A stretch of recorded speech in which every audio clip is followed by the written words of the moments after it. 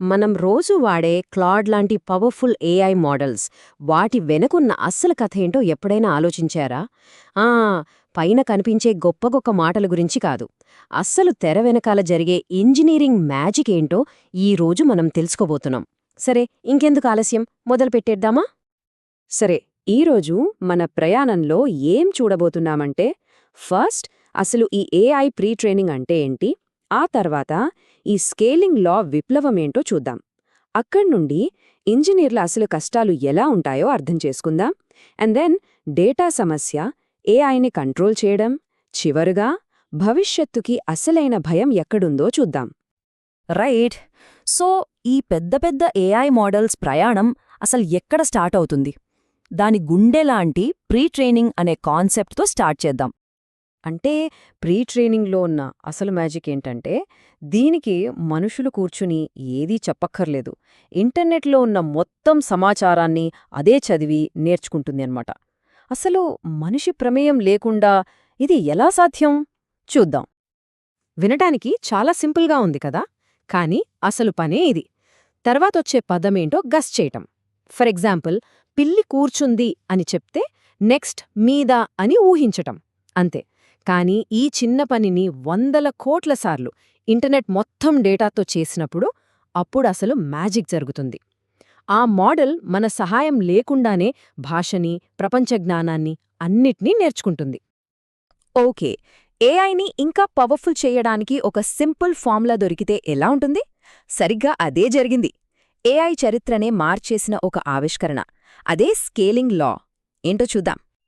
ఆంథ్రోపిక్లో pre training head Nick Joseph దీని గురించి చెప్తూ ఏమన్నారంటే, ఈ స్కేలింగ్ లాస్ ఎంత పర్ఫెక్ట్గా ఉన్నాయంటే వాటిని 11 ఆర్డర్స్ ఆఫ్ మ్యాగ్నిట్యూడ్ వరకు టెస్ట్ చేశారంట. అంటే ఏంటో తెలుసా, ఒక అణువు సైజ్ నుండి మొదలుకొని సోలార్ సిస్టమ్ సైజ్ వరకు ఈ రూల్ ఖచ్చితంగా పనిచేస్తుందని వాళ్ళు చూశారు. ఇది నిజంగా ఒక గేమ్ చేంజర్. సో బేసిక్గా ఫార్ములా ఏంటంటే, ఎక్కువ కంప్యూటర్ పవర్, ఎక్కువ డేటా, ఈ రెండిటిని పెంచుకుంటూ పోతే ఇంకా తెలివైన ఏఐ మోడల్స్ వస్తాయి. దీనివల్ల ఒక పాజిటివ్ సైకిల్ స్టార్ట్ అయింది. బెటర్ మోడల్స్ ఎక్కువ డబ్బు తెస్తాయి. ఆ డబ్బుతో ఇంకా ఎక్కువ కంప్యూటర్లు కొంటారు. వాటితో ఇంకా ఇంకా బెటర్ మోడల్స్ తయారు చేస్తారు. ఇక ఈ ప్రోగ్రెస్ని ఆపడం ఎవ్వరి వల్ల కాదనిపించింది. థియరీ ఇంత సింపుల్గా ఉంటే మరి ప్రాబ్లం ఎక్కడా? వెల్, ఇక్కడే అసలు కథ మొదలవుతుంది. ఇప్పుడు మనం పేపర్ మీద ఉన్న ఈ అందమైన ప్లాన్ నుండి బయటకొచ్చి రియల్ వరల్డ్లో ఇంజనీర్లు ఎదుర్కొనే కఠినమైన వాస్తవాల్లోకి అడుగుపెడదాం. ఇదే ప్రశ్న అందరికీ వస్తోంది కదా. ఫార్ములా ఇంత సింపుల్గా ఉంటే జస్ట్ ఎక్కువ కంప్యూటర్లలో కోడ్ రన్ చేస్తే సరిపోతోంది, ఇందులో అంత కష్టమేముంటుంది అని. కానీ ఇక్కడే అసలు ట్విస్ట్ ఉంది. తెర వెనుక దాగి ఉన్న అసలైన ఇంజనీరింగ్ సవాలేంటో ఇప్పుడు బయటపడుతోంది. నిక్ జోసెఫ్ చెప్పిన ఈ ఒక్క ఇన్సిడెంట్ చాలు అసలు పరిస్థితి ఏంటో అర్థం చేసుకోవడానికి. వాళ్లకొక ప్రాబ్లం వస్తే వాళ్ల మేనేజర్ చూసి అన్నారంట, బహుశా కంప్యూటరే తప్పు చేసుంటుంది అని. దానికి నిక్ అదెలా సాధ్యం అనుకున్నారు. కాని నమ్మండి, నిజంగానే కంప్యూటర్ తప్పు చేసింది. అంటే మనం మామూలుగా కోడ్లో బగ్స్ వెతుకుతాం, కాని ఇక్కడ వేలాది కంప్యూటర్లతో పనిచేస్తున్నప్పుడు సాక్షాత్తు హార్డ్వేరే ఫెయిల్ అవ్వొచ్చు. సాఫ్ట్వేర్ ఇంజనీర్లే హార్డ్వేర్ ప్రాబ్లమ్స్ కూడా సాల్వ్ చెయ్యాలి. అవును, ఇక్కడ కంప్యూటరే తప్పు చేయగలదు. ఇవిగో చూడండి అస్సలైన సవాళ్లు. ఇవేమీ పెద్ద పెద్ద ఆల్గరిథమ్స్, మ్యాథ్స్ ప్రాబ్లమ్స్ కాదు. వేల కొద్ది చిప్స్ అప్పటికప్పుడు ఫెయిల్ అవ్వటం, వాటి మధ్య నెట్వర్క్లో కొద్దిగా లేట్ అయితే మొత్తం ట్రైనింగ్ ఆగిపోవటం, కష్టంగా లో లెవెల్ కోడ్ రాయటం, చివరికి ఆ డేటా సెంటర్లో ఏ చిప్ ఎక్కడుందో కనుక్కోడానికి రివర్స్ ఇంజనీరింగ్ చేయాల్సి రావటం. ఇవి అసలైన తలనొప్పులు. ప్రీ ట్రైనింగ్ ఇంజనీర్ల టైం అంతా వీటికే పోతుంది. బయట నుండి చూస్తే ఏఐ రీసెర్చ్ అంటే పెద్ద పెద్ద పేపర్లు రాయడం, కొత్త అల్గారిథమ్స్ కనిపెట్టడం అనుకుంటారు. కానీ వాస్తవానికి ఒక ప్రీ ట్రైనింగ్ ఇంజనీర్ ఏం చేస్తాడంటే, పాడైపోయిన హార్డ్వేర్ను డీబగ్ చేయడం, ఒక చిన్న బగ్ కోసం 2 ఇంజనీర్లు రోజుల తరబడి కూర్చొని కోడింగ్ చేయడం, పర్ఫార్మెన్స్ కొంచెం పెంచడానికి గంటల తరబడి కోడ్ని అనలైజ్ చేయడం. ఇదే వాళ్ల reality. Okay, computer power problems చూశాం. మరి ఈ ఏఐ ఎంజిన్కి కావలసిన ఫ్యూయల్ అంటే డేటా సంగతేంటి? అనుకున్నట్టుగానే ఇక్కడ కూడా మనల్ని ఆశ్చర్యపరిచే సవాళ్లున్నాయి. నిక్ జోసెఫ్ చెప్పినట్టు ఇంటర్నెట్ ఎంత పెద్దది అనడిగితే అందరూ అనంతం అంటారు. కానీ అసలు ప్రశ్న అది కాదు.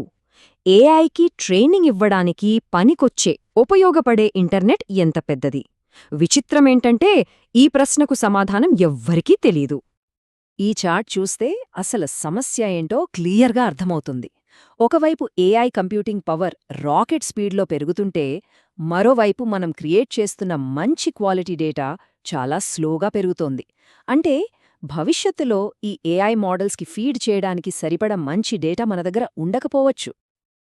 సరే, ఒక పవర్ఫుల్ రాకెట్నైతే తయారు చేశాం, కానీ దానికి స్టీరింగ్ వీల్ లేకపోతే పరిస్థితేంటి?